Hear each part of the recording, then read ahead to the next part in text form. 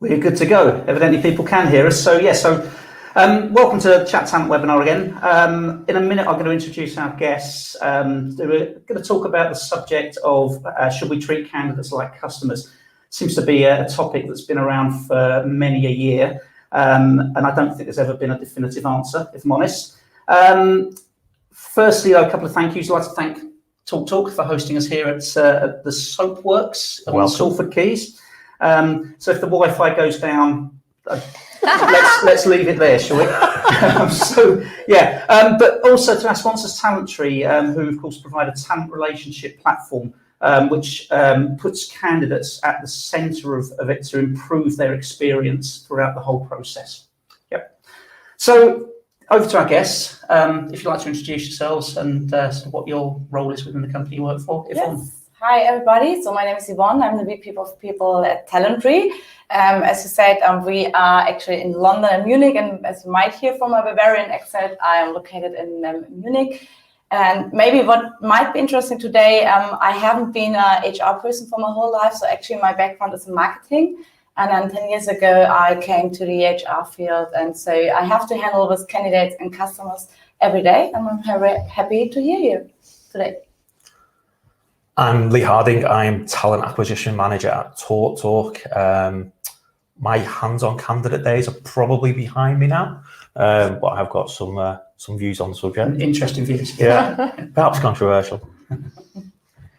I'm Emma Gallagher, and I'm a Talent Acquisition Manager at Beyond Trust. Beyond Trust is a global software security company. We protect some of the world's biggest brands from the growing cybersecurity threat. And yeah, really interested to hear Lee's thoughts, because I think we may be in disagreement, but let's hear it. Disagreement moves us forward as an industry, so it's really good we've got at least two people with different opinions. So let's jump into the topic then. So should we treat candidates like customers? Clearly, there's some interchangeable words there around customer and consumer, for example. But rather than labelling a difference on that, let's just treat them as a similar concept. And let's just ask you, what with that in mind, cutting to the chase, Emma first, do you think we should treat candidates like customers? Yes, I think that we should. I think there are some real similarities between customers and candidates. I think if we use maybe like a retailer, how they're trying to compel a customer to potentially purchase something, equally, you could flip that on its head and say, as a recruiter, as a business, I'm trying to compel them and attract them to come and join the opportunity at Beyond Trust. So that's the view I have on that. Okay, great. I can go straight to you, Lee, because so I know it's a slightly different view. Yeah, so I think when it comes to the attraction piece, it's a very, very similar concept. But once you've got the hook and you've got people interested in exploring opportunities, I don't think you can treat them like customers at all. I think generally as TA functions, we've always had this need to know who our customer is. Mm-hmm. Years ago, it was hiring managers, they're our customers, which I get from agency days and everyone coming in the house, they paid the invoices. And we kind of latched onto it. And then we've got to a place where, no, we work in partnership with hiring managers. Mm-hmm. And then we've had candidate experience bubbling away in the background. It's, the candidates must be our customers if it's not the hiring managers. But for me, candidates aren't the customers because it's almost a different journey. Mm-hmm. If you're a customer or a consumer, you're buying products or services, yes, it impacts your daily life depending on what you're buying, but switching jobs is massive. It impacts your lifestyle, your income, future career opportunities. Mm-hmm. It's huge. So we should definitely give candidates a great experience, but I don't think we should try and align it to customer experience because I think it's much bigger. Is there a customer purchase or consumer purchase that does equate to the decision around a career, do you think? Maybe buying a house, but it's life-changing, isn't it? Yeah. It impacts everything you do. So I think we definitely have to show empathy. We have to try and put ourselves in their shoes, give them a great experience. I just think it's different. And as TA people, we shouldn't be latching on to who's our customer. Okay, so in summary, the marketing piece, yes. Yeah. But once we've hooked them and they're in a process with us, if you like, the selection process, whatever that process might be, then we have to have a different approach to them. Definitely, yeah. Okay, interesting. Okay. Yvonne, same question to you. I agree with Emma. I think we definitely have to treat our candidates as customers, but maybe I'm half marketing. So just imagine you have a product and you want to sell the product in a market where you have only a few customers and a very comparable other products. You have to promote that product. And I think it's the same if you translate this to the HR field. If you have only few candidates and many available jobs on that market, the power has changed, because the power in that market, it's with the candidate, and it's not with the company anymore. And if we don't start to promote the jobs as products, I think we can't survive in the war for talent. So I truly believe we have to treat them as candidates, as customers, because actually they are our customers. And from my experience, we're working with many customers at Talentry, and the moment they start to put the candidate into the center, they become more successful with their whole recruiting. So I'm totally on Emma's side that we have to do this.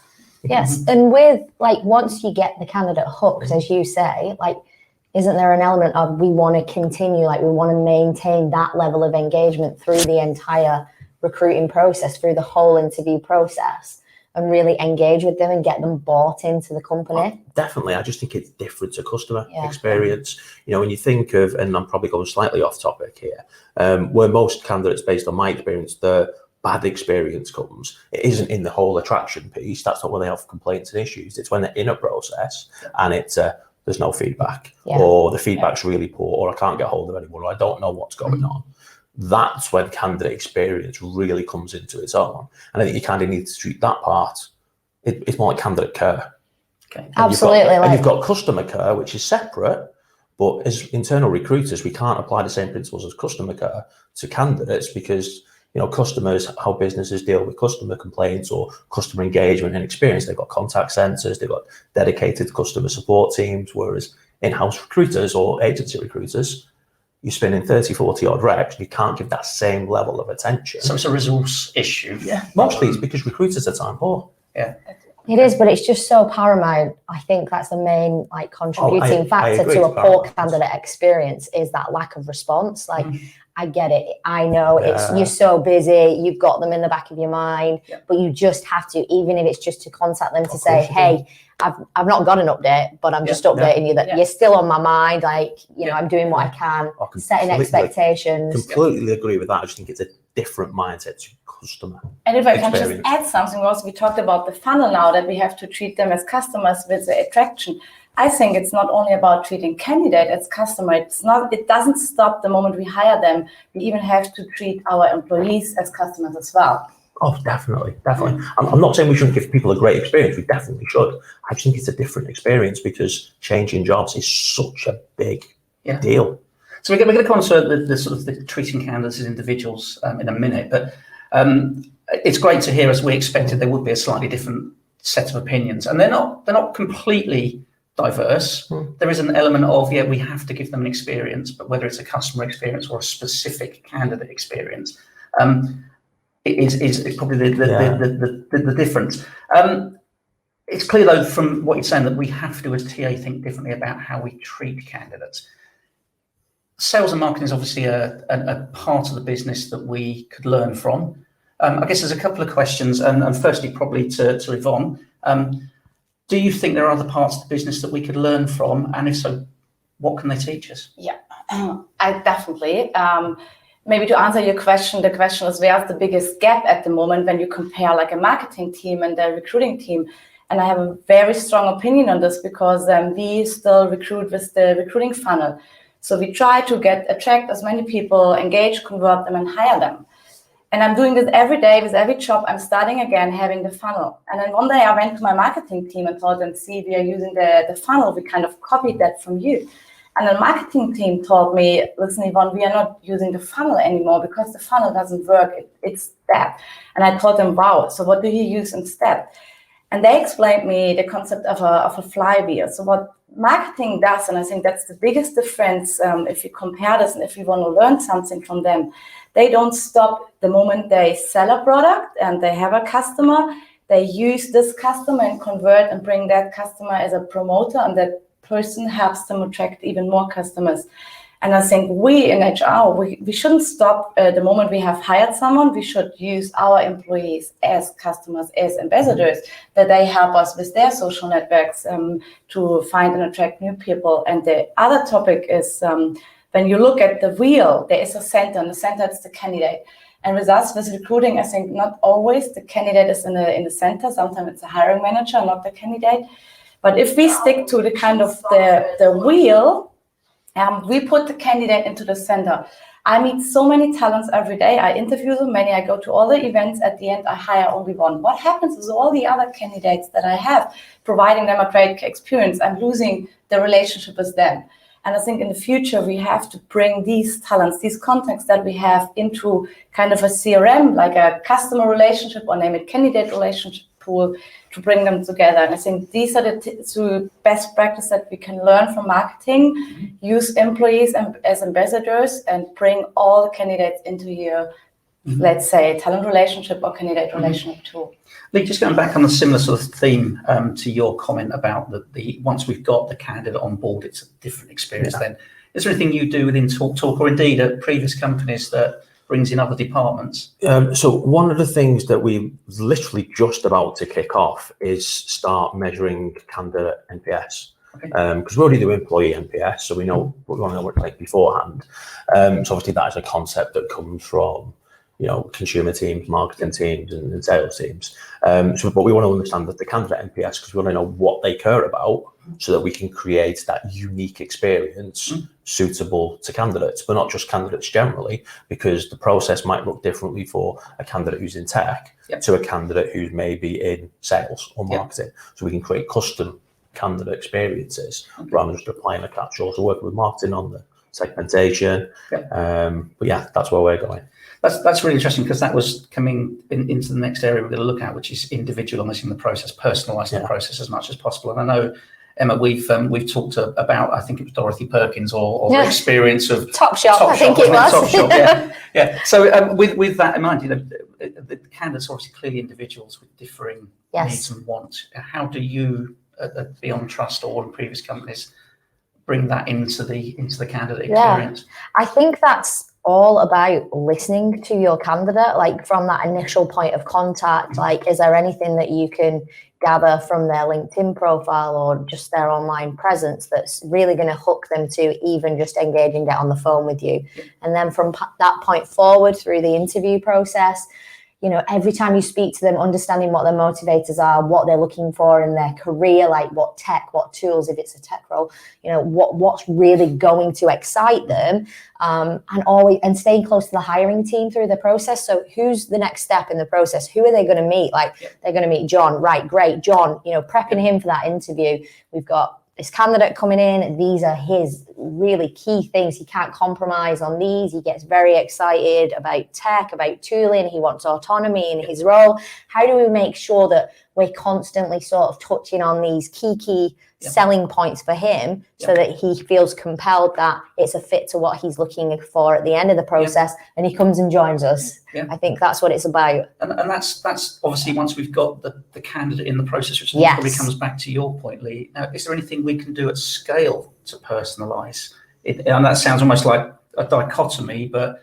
how do we achieve that so we actually get the candidate to the point where you can talk to them on a one-to-one basis as a recruiter? Well, I think promoting ourselves externally on various social platforms, I think at Beyond Trust, we've got so many ideas, time's like a deciding factor in how quickly we implement them, but the employer brand piece is huge. We really want to use the people that we have in the business that love working for us, that we can put them on a platform, we can put them on the careers site, we can share video content, just to give candidates some insight into, what actually is it like to be, a software engineer at Beyond Trust? What is it like to be a sales professional? I think it's constantly trying to storytell and share content that is going to sort of resonate with the candidates out there. So that segmenting your candidate audience properly. Yes, yeah. Yeah, okay. Yvonne, anything you want to add to that? I think that's definitely necessary. I think the biggest mistake that we sometimes make, and I made this many times in the past, I created one company-wide employer value proposition. But I think nowadays, this like one-fits-it-all solution doesn't help you anymore, because like a tech guy, he has different benefits, different motivators to join as a salesperson. So what we do nowadays, we create personas. We really kind of copy this for marketing again. So we create a persona. How do we do this? I bring 5 people from the business, for example, a sales guy on the table with me. We sit together, we analyze this, and then we create the persona. And the outcome is having a landing page, as you said, Emma, with a lot of storytelling about why should someone from sales join us. And when you can realize the benefits are different. So what we even did, the job advertisements, at the end, we always say, this is what we offer. But we individualize these benefits from every position. So a tech guy, we talk a lot about tech stack and the teaming. For sales guys, actually, it's more important how has he power, access to C-level. So we adjust the benefits in every job advertisement. And we created landing pages for every key strategic job field. And then we use the employees within that area to promote and tell the story. This is more authentic if I would do this as HR people. Yeah. Anything else to add there? Yeah, just to echo the points on employee advocacy, that is going to be huge, because, they know what it's like to be someone in tech, our business. They know what it's like to be in a marketing role at our business. They can tell the story and the pros and the cons and what it's actually like much better than any TA function can, regardless of how well you know the business. So it's leveraging more on that. Okay, and how do we get our employees to become really involved in that advocacy? Then how do we do that? I think, we're in a very, very fortunate position where we've seen our Glassdoor scores going up and up and up and up. We've seen our employee NPS scores going up and up and up. So everybody is, we're in a really, really good place at the minute. We've still got work to do to improve that. I think a lot of it is just asking people, because I think a lot of people aren't aware of how they can help. Even in some businesses I've worked in, they're not sure what they're allowed to say on social media. It's not just giving them that permission to just go ahead and just be yourself. And be honest and be real and not fabricate things. I have seen other businesses, which I won't mention, and you can tell they've done a Glassdoor push, because there's a load of positive reviews all within a couple of hours of each other. There's the same content, all make the rounds on LinkedIn. They've all got the same headshots that all been and you can tell when it's fabricated. It's just let people be authentic. And don't be afraid of it, and just let it go and see what happens. Yeah. Yvonne, I guess with your background as an HR leader, and obviously with your marketing background, what have you done in the past to really drive that advocacy? What worked? Yes, and it's a massive trend in Germany. Maybe it's the same or coming into the UK as well. It's all about advocacy. So we can't win the war for talent alone if we just do this as HR. So we do a lot that our employees, it's as you said, Emily, first of all, they have to be aware what are current positions that I can post. Some companies, they have like a very manual process. So it takes time for the employee to find the job, to share it. And then at the end, then someone applies, but no one knew like this person came through that referral. So some companies, they already use like a digital referral tool. We have some gamification aspects. So whenever someone brings in a new candidate, they get a bonus. And then we added something, because we realized nowadays there are so many passive candidates on the market. So even if the employees share a job, maybe the people are not interested in that moment. So we thought we have so many great employer branding candidates, like content, all the landing page, all the storytelling. Why don't we make this content shareable as well? And some companies we are working with at the moment, they make jobs and content shareable. So the employees, they share a story, someone reads the story, and the employee, they probably get points, and they can have a free day of vacation until they have an amount of points. So I think we have to find some creative and smart ideas to really get the whole team on board, really make recruiting a team sport that everybody becomes involved. Sorry, go on. I just was going to back up really what Lee had said about just getting them involved and actually just making them aware. Like often I'll just have a conversation about how many roles we're actually recruiting for, and they just didn't have visibility. They didn't realize that we were recruiting in that particular function. And, you know, oh, we're going to X event in May. Like, would you like to come along? It's going to be a great event. And it's always valuable if you're at a tech event to have techies there so that when that conversation does turn technical, you can tag someone in because, you know, we're recruiters at the end of the day. I just think, and then it's enjoyable for them as well to be involved and front the business. So it's good. So just really building the culture that drives the advocacy naturally. Yeah, absolutely. Because it is there, like equally at Beyond Trust, you know, I feel people enjoy working there, and there's so many people who would promote that, but ultimately they're not aware of what they can and can't do on social or how to actually share a position with their network. So I think it's just educating people as well and encouraging it. Yeah.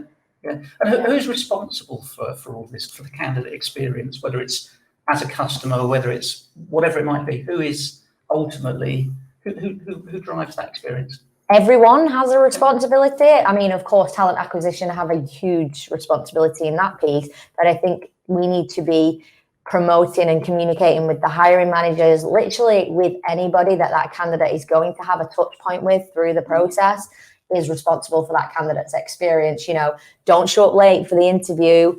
That gives a bad impression, even down to the receptionist. Like, hopefully we've all got happy, smiley receptionists who welcome you with open arms. But, you know, ultimately that is all contributing to their experience. If they're coming in for an in-person interview, everyone's involved if they're interacting with them. Lee, anything else to add? I agree. Everybody, I think it's probably on TA to fly the flag and help people understand the why it's important.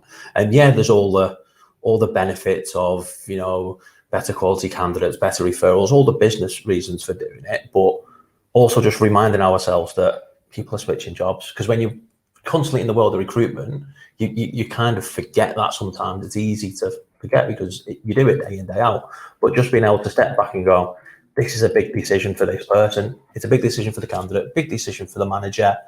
Let me facilitate and make sure it's the right move for both of them. And it's just constantly reminding yourself of that, you know, the people making massive decisions, So treating them that way. We facilitate the experience, but actually it's every single person in the company. It's responsibility.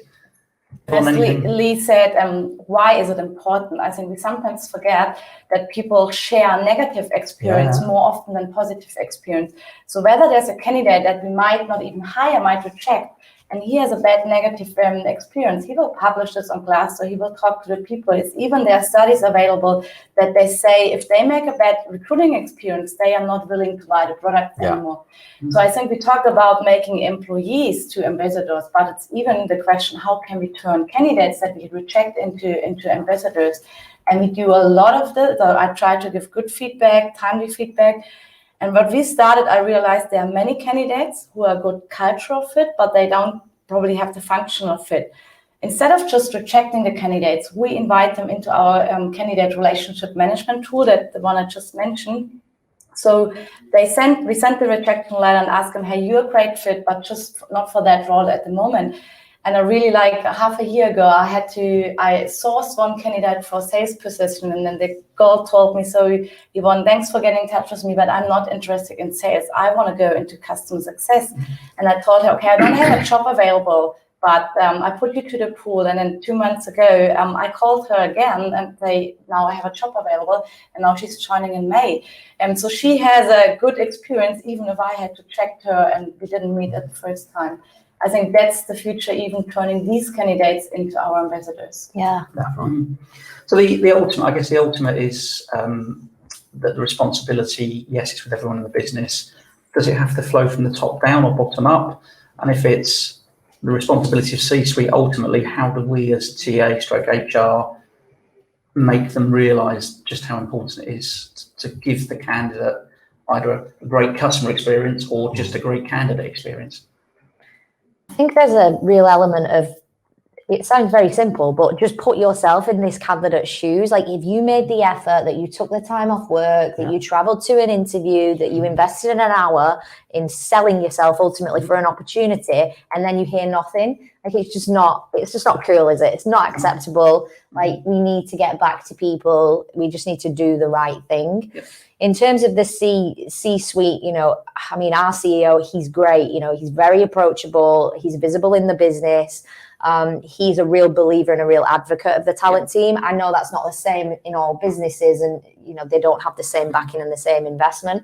And something that he does that is great and that I feel really sort of keeps talent acquisition at the forefront is when we have monthly company updates globally. There's always a mention of, hey, everyone, don't forget we're recruiting for more great people like you. Like visit the website. Don't forget about the referral scheme. Like speak to Emma, Lynn. You know, promoting the talent acquisition team internally, essentially, I think that's really important and that can really help. Just so we understand, what's the size of business? How close are you to the CEO? So we've got around 850 people globally, so it's quite sizable. Yes, it's sizable. But it filters through. I think communication's really strong because there are these regular quarterly updates where we get access to the CEO, we get updates from different functional departments. He's very open, you know, and then my manager, who's global director of talent acquisition, will often get on as well and speak about the initiatives that we're doing in the talent team and what people can do to help us. So I think it's just open communication and having those conversations internally. Yeah, okay. Lee, slightly bigger company. Where does the C-suite fit into this? And how do you influence them? Similar to Emma's. It's, you know, talent and candidate experience and talent acquisition, succession, everything to do with talent is really high on the agenda right now. We get time when we need it. We get permission to do things. Everyone is a big advocate of let's make sure, one, we're attracting the best talent out there, but giving everyone a really, really great experience, whether that's candidates, hiring managers, or recruiter experience as well, because that plays a key role. If recruiters having a terrible time, then I don't think candidates a great experience either. If I'm going to give that to you in a second, just before we do, it's going to be about the last question we're going to ask, but what I'd like to do is get the audience to actually start uploading questions through the Chat Talents site. But as I say, over to yourself. Same sort of thing. How do we engage with the C-suite, and what do you do at Talentry that works? I would say my responsibility as a recruiter is to empower the hiring manager, because most of the time it's not me facing the candidate, it's the hiring manager who do the interview. So I have to train them, I have to empower them and enable them, and it's the whole company's responsibility to provide that great candidate experience. Maybe it really fits to like the team sport, like think about everybody is doing it and we just have to enable our employees and hiring manager to do a great job. I think we're really lucky as well in that, you know, whether we're talking about candidate experience or D&I or, you know, you can read all these different white papers and it gives you all the business benefits of why you should do these things. We've just always heard from the top down, it's let's just do the right thing because it's the right thing to do. So we're really lucky that way. Okay, excellent. Guys, thank you very much. We just started having the first questions coming in from the audience. The first one is from William on Crowdcast. Thank you, William. First and foremost, how do you manage talent communities? Let's start with you, Lee, on that one. So we are a very, very brand new TA function. It is on the list of things for us to do, but based on previous experience, you need tech. You absolutely need tech. You know, the days of Excel spreadsheets of talent pools, it's just not going to cut it anymore. You know, even building projects in LinkedIn, it's very cold. It's not personalized. It's a database essentially. You need a CRM. You need to be able to segment your pools. You need help from back on that employee advocacy piece again. There's only so much recruiters can say to keep the pool engaged. So you need people in the business getting involved as well. Emma, same.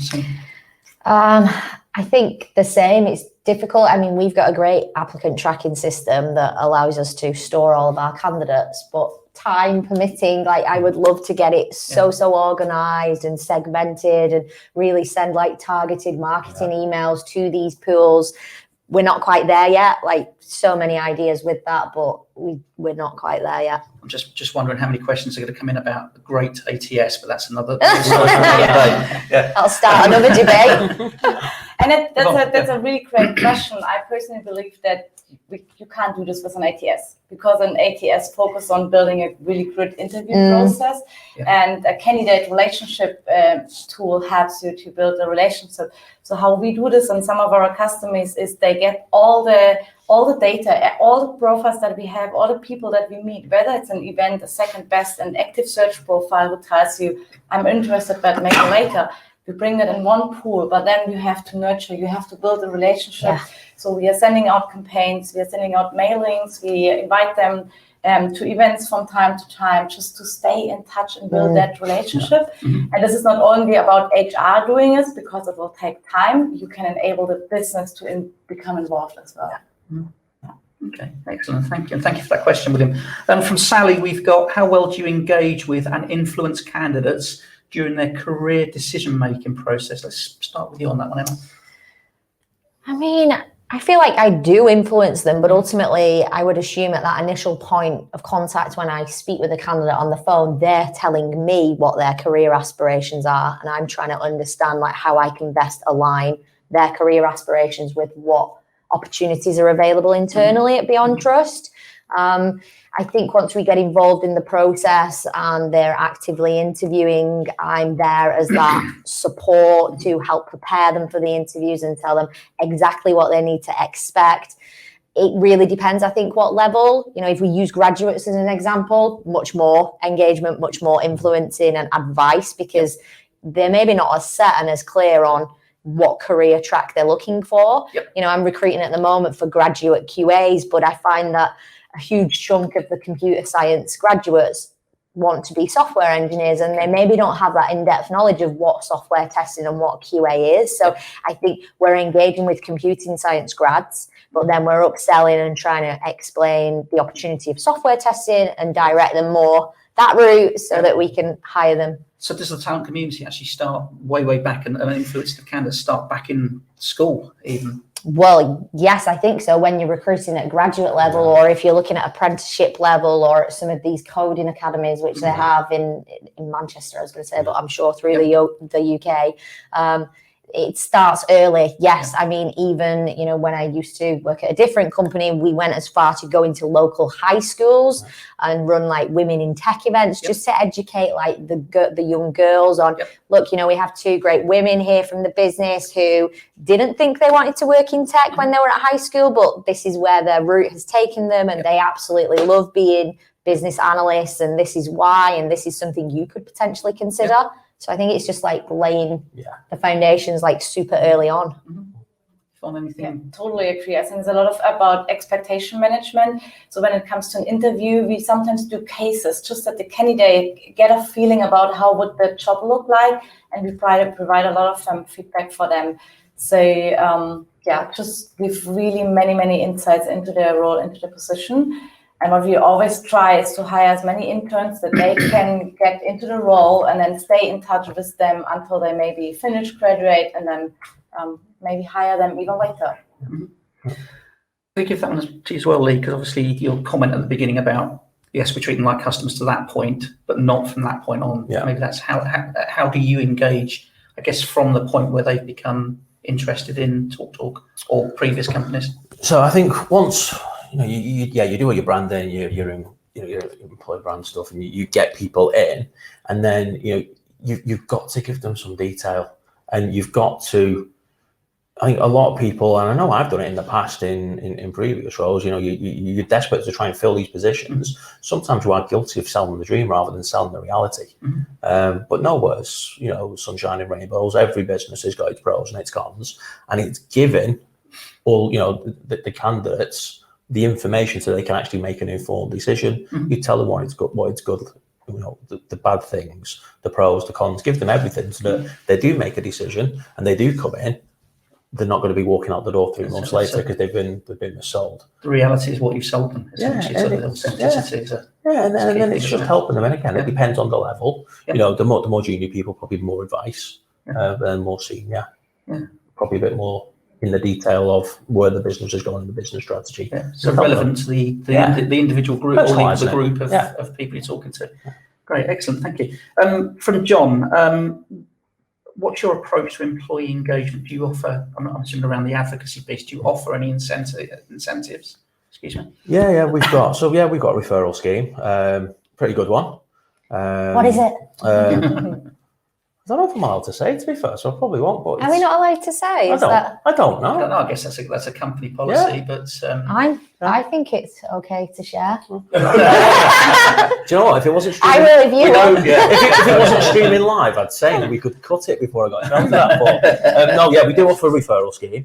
But I think it's probably more important than that. I think it's Emma touched on it earlier, letting people know what vacancies are available, letting people know the benefits of referring. If you refer really good people into the business, it benefits the business, improves performance, we hit strategy, that's ultimately why we're doing it. And then obviously the little thank you payment as well. Does it come back to what Yvonne said earlier about treating your employees as customers so that their whole experience makes them want to? Yeah, we're really big on... we monitor ENPS monthly. We don't do the end of year appraisals. We get it in real time every month. As leaders, we've all got dashboards. We know exactly what's going well, what's not. But we even try and keep people engaged because we talk about candidate experience and employee engagement. Start being in the middle. Before they've started the onboarding. So we've invested in a piece of kit which automates the onboarding experience as well, which is really cool. So it puts the hiring manager in touch with the candidate. They can talk to each other, but then it also helps us personalize their induction. So one of the questions we'll ask on the survey is, what are your 3 favorite songs? And they'll get everyone's songs who's starting on induction, and the music's playing in the background. That's the playlist for the day. We do little things like that to keep people. Touch. It's really personalised. So we do that as well. Yeah. So you went on the warm-up call last week where Emma talked very much about the wasn't Top Shop again. It was Top Shop. It was Top Shop right this time. And actually music was part of the experience. Yes, it was. Yeah. It's really cool. And even little questions like, what's your preferred 3 p.m. snack? And they fill it in the survey, and then through the first week, the manager knows they'll go out and they'll get it and just leave it on the desk. Little personal touches like that. Yeah, lovely. Just a quick comparison then, and to see if Beyond Trust are more open at all. So what do you offer as incentives? So our employee referral scheme, I think it's very competitive. So for any successfully hired referral, it's a $5,000 referral fee in local currency, wherever you may be based.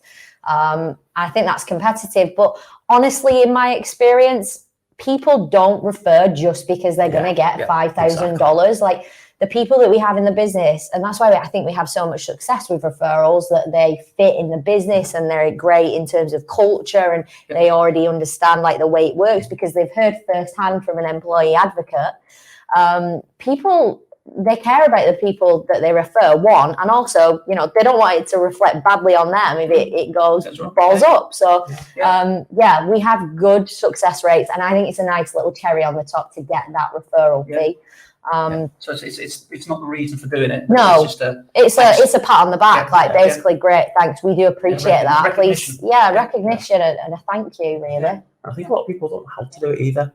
They think it's probably, I need to know someone for a particular position. I mean, when I started here, I put a post on about flexible working and the commute and all that. I put that on LinkedIn, and all of a sudden I got a load of people I've worked with historically asking me, what have you got? And they're not people who I would call close mates that I would think, there's a job there for you. But then when they approach me, it's actually, we've got this, we've got that. I've worked with you before. I know you're really good. All of a sudden I've got 8 people in from one single LinkedIn post, and it's helping people around the business realize that works as well. I think it's trying to keep it at forefront of mind, because everyone in the business is super busy. Like, they're not thinking about referring candidates unless they see it promoted around the business on the screens, on the posters, just on the update calls, like just me randomly at the coffee point, like, hey, have you got any referrals? Pulling my hair out. No, completely.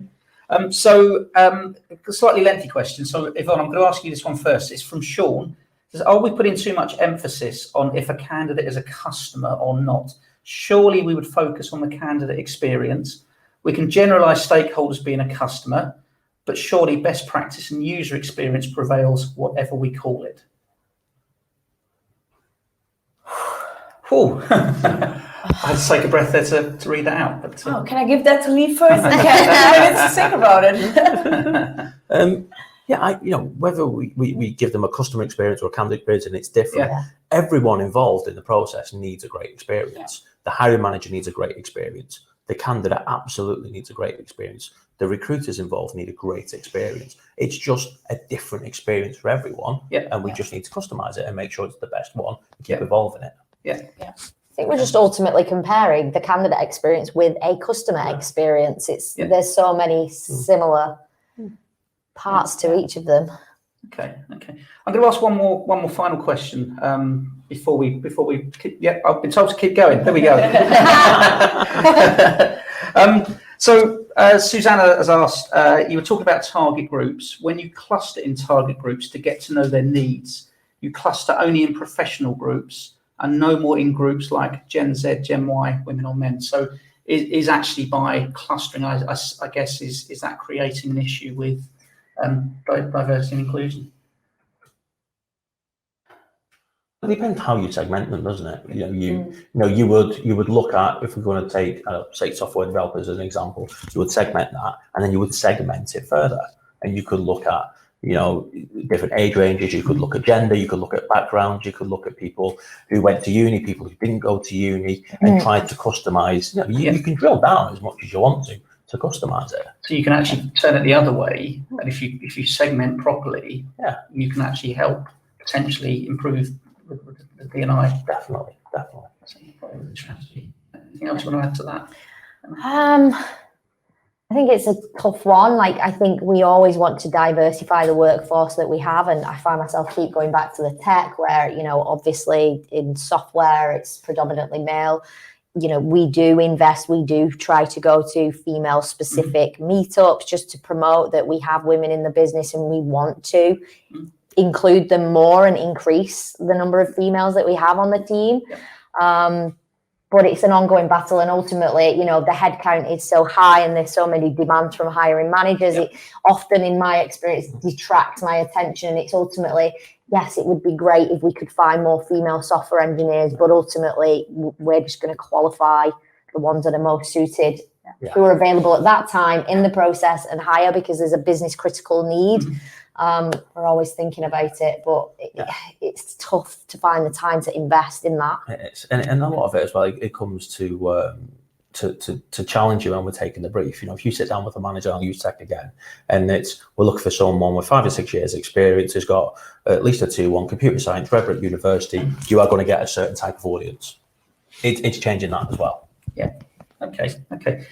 A good question coming in from Barry. How important do you class silver medalists, and do you have any examples of success? Yvonne, I think it's so important. I think it's kind of the example that I just made a couple of minutes ago. I interview so many candidates, and sometimes I have the feeling that the cultural fit is there, but the functional fit for that position is not there. So kind of having a silver medalist, why should I reject that candidate if that candidate maybe fits to another role? And I think the only problem that we sometimes have is you have a recruiter that is responsible for all the sales position, and that recruiter is only focusing on sales. What about if he realized that's maybe a second best, a silver medalist for another role? Maybe that recruiter is not looking to the other role. So how can the recruiters work better together that they know, okay, this guy could fit to the job my colleague is looking for? I think there's so much potential. We talk about we don't have enough talents. I think we have maybe enough talents. We just try to fill that one position. But maybe the time when the talent is available and the job that fits to that talent maybe doesn't match. So I think just stay in touch with them. And for me, it's all about the cultural fit. Whenever I meet someone who fits to the company, I try to find a job maybe at a later stage for that person, because it's just a perfect fit. We can, hire for attitude and train for skills. So I have actually been a silver medalist, and I probably have a good story to tell about that. So my first in-house recruiting role that I went for, and I really wanted it. I'd been in recruitment agency for 6 years. I knew that I wanted to go in-house. So I went for this interview, went through quite a rigorous process. And unfortunately, I was unsuccessful, and I was a runner-up candidate because the candidate that got the job had in-house experience.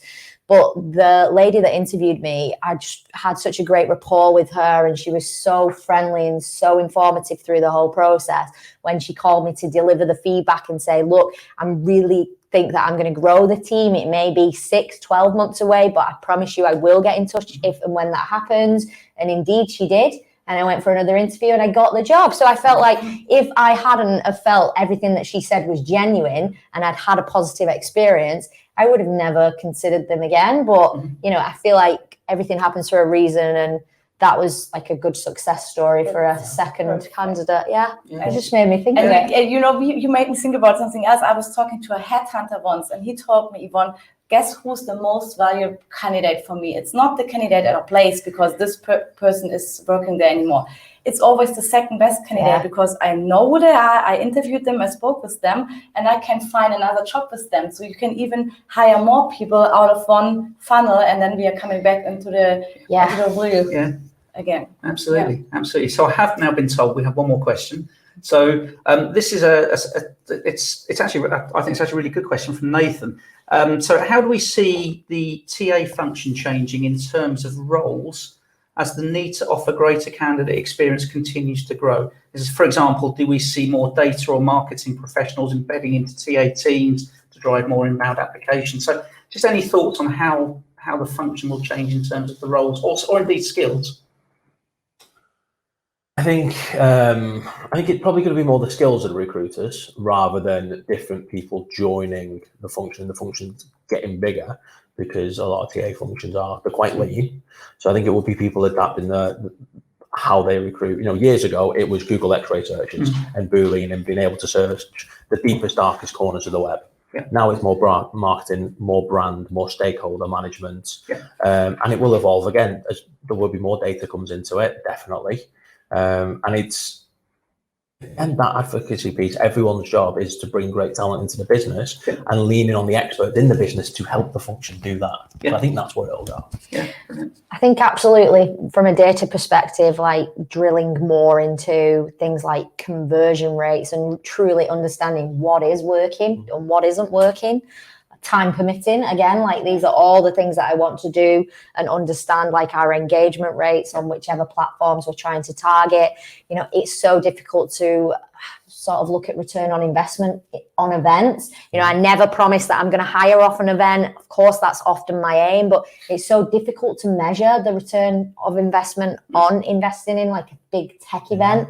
But I think they're going to have to become much more data driven. And then I think more strategic in terms of that partnering with the business. We're not a standalone function. We need to get like in there with the hiring managers, with the departments, sit with the functions that you're hiring for, like understand what they're doing, what it actually means to work as part of that team so that we can really tell an honest and compelling story to the candidates when we're trying to engage them. I think that's a brilliant question by Nathan, because at the moment I talk to many recruiters and they tell me they have so much administrative stuff to do. They work with Excel, they have to fill in manually data.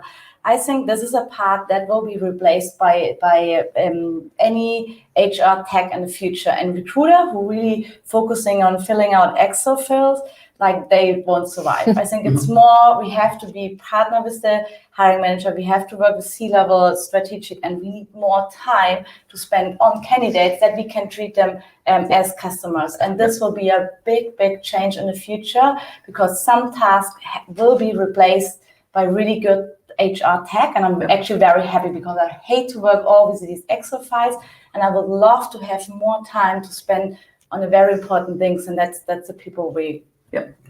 Exactly. Brilliant. Thank you for that. Thanks very much to the audience for those questions. I think there's some really, really good, insightful questions in there. But great if we'd had more time to take more. But obviously, you guys are on LinkedIn, on social media, so if people want to reach out, you're happy for them to reach out directly. Brilliant. Thank you very much. And then again, of course, thank you very much to yourselves, Yvonne, Lee and Emma, for your time today. It's been really interesting. Yvonne, of course, you're from our sponsors, Talentry. The platform really helps sourcing teams and hiring managers gain access to higher quality candidates by turning recruitment into a team sport, which we've talked about. We have 3 Liverpool fans in the room right now. So we won't go into that in Manchester, but there we go. But basically by using employee referrals, employee advocacy, which is underpinned by CRM and internal mobility. So thank you again for the 3 of you. Finally, thanks to everyone who's attended the webinar today. Clearly, the success of Chat Talent is all about the growth of our membership and the interaction with our membership. Been really, really, as I say, insightful questions today, and we really look forward to seeing you on future webinars. Thank you very much. Bye.